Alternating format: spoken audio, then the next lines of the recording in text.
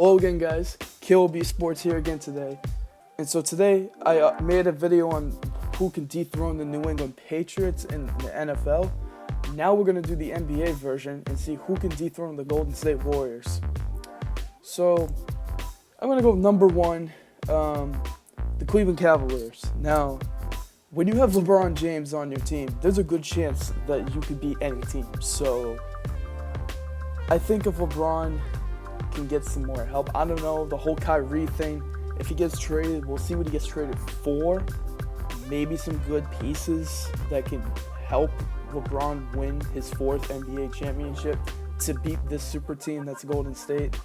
But yeah, I think LeBron, I think he could beat any team, so you got to throw the Cleveland Cavaliers in there. Number two, the Houston Rockets. The Rockets, I mean, they gave up a decent amount for Chris Paul. I mean, they gave up, I think Lou Williams, who I think he was like a Sixth-Man of the Year candidate. Sam Decker, I believe, and then Montrezl Harrell.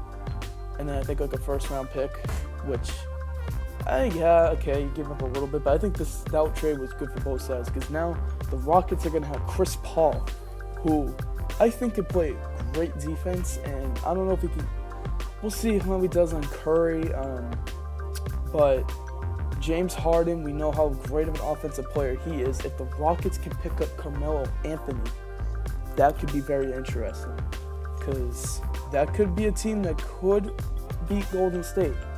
So Houston, I'm going to throw them on the list. How about the brand new super team, the Minnesota Timberwolves? This team's really good. I mean, they're going to be a playoff team this year. Minnesota, I mean, they traded for Jimmy Butler, who was an all-star two guard. So he's probably one of the best two guards in the league. He's phenomenal.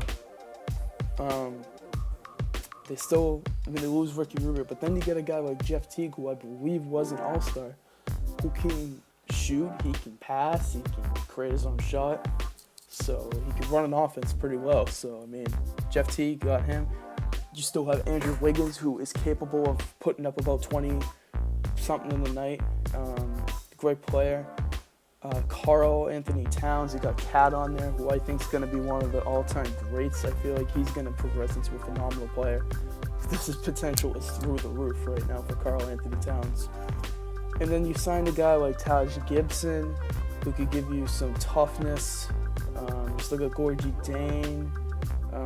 You did have to give up Zach LaVine and Chris Dunn, but Zach LaVine, yeah, he could put up 20 a night, but he's just coming off a very scary injury like that. I don't know. But Minnesota, yeah, they're a good team, but we'll have to see. So another team, the San Antonio Spurs. The Spurs are always a great team. I mean, Greg Popovich is probably the best coach, besides Phil Jackson in the history of the NBA. He's just so good. He just makes people look great. Like Jonathan Simmons last year, I mean, was phenomenal.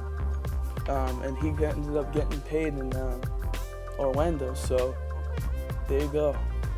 Spurs, they still have Kawhi Leonard, who, besides LeBron, is the best two-way small forward in the NBA. So you still got him who could guard Kevin Durant, and then that team's just veteran. A lot of veterans are on that team. So yeah, the Spurs are still a great team. You gotta have to watch out for them. Another team, the Oklahoma City Thunder. You got the MVP in the NBA, Russell Westbrook, who just came off of maybe one of the greatest seasons in the history of the NBA. Averaged a triple-double, you all know what he did. And then they traded for Paul George for really, I mean, Victor Oladipo could be pretty great. Domantas Sabonis, we'll have to see.